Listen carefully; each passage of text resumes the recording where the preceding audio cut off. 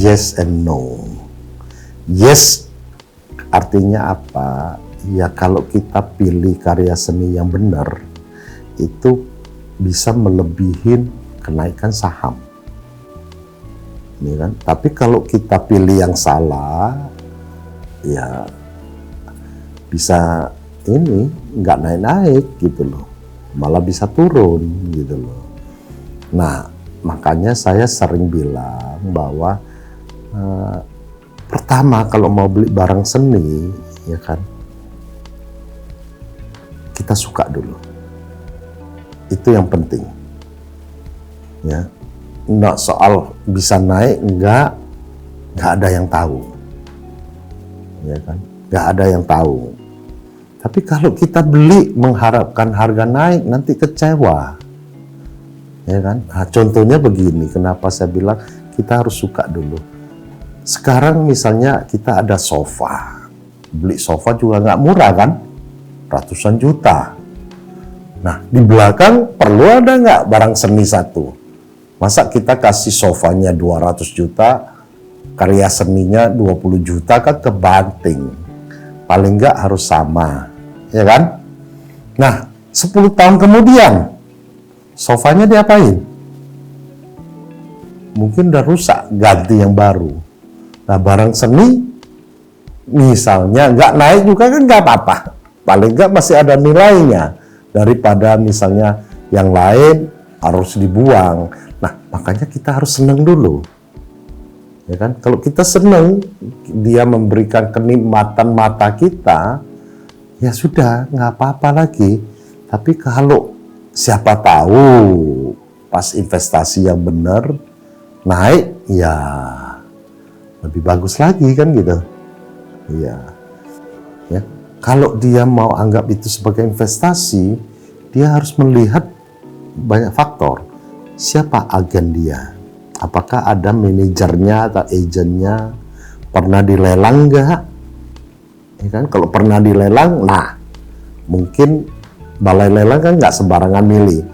Mungkin itu bagus, ya kan? Kalau nggak pernah dilelang, ya kenapa kan gitu. Ketiga, pernah pameran di mana? Pernah di museum, di luar negeri, di mana, ya kan? Kalau sering pameran ke luar negeri, ya luar negeri aja mau pamerin kan, menambah nilai. Siapa kolektornya gitu loh. Jadi banyak faktor, jadi nggak bisa one size fit all gitu, nggak. Jadi banyak faktor yang harus kita lihat gitu. Tapi yang penting suka dulu deh. Nah itu seni yang bercampur dengan teknologi. Tapi seninya ya tetap seni. Jadi nanti ada plus and minusnya. NFT itu ada plusnya, banyak plusnya. Dia menyelesaikan masalah soal palsu. Ya kan? Kalau sudah masuk ke NFT, sudah terregister, itu biasanya asli. Tapi juga hati-hati, kalau orang masukin yang palsu di NFT ya jadi palsu juga. Jadi harus lihat, tapi di sana NFT bagusnya tercatat. Misalnya si A masukin yang palsu, jadi NFT juga namanya, tapi ternyata palsu, orang tahu siapa yang masukin si A. Tapi kalau sekarang nggak tahu siapa pelukisnya, siapa yang jual nggak tahu gitu loh.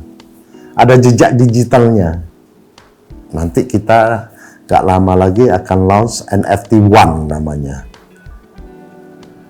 Ya kan? NFT itu sebenarnya kita malah targetin yang lebih muda lagi, umur 20 ke atas. Karena murah, jadi mereka sanggup gitu loh. Ini NFT digital, ya kan? Nah, jual digitalnya. Nah, orang bilang digital mau diapain? Dia bisa print di frame, bisa dia pajang, ya kan? Kalau dia mau pindah, misalnya mau pindah rumah, ya ini nggak usah dibawa, buang aja. Nanti sampai di sana, misalnya pindah ke Amerika, sampai Amerika print lagi karena dia ada digital file-nya, jauh lebih murah, gitu loh. Dan dia bisa boleh print, mau print 5 berapa, pajang di rumah sendiri bisa.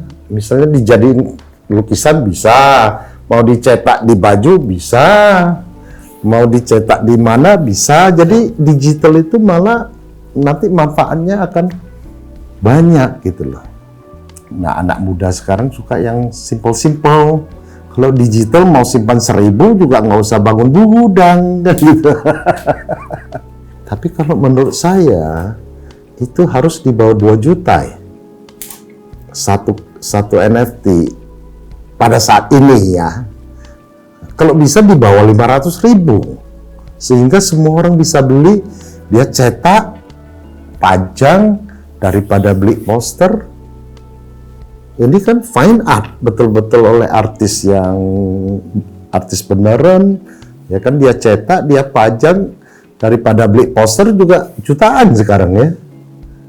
Yes, itu yang saya mau memperkenalkan ke masyarakat luas bahwa seni itu bukan hanya orang kaya yang bisa nikmatin. Semua orang harus punya hak untuk menikmati seni. Itu moto saya.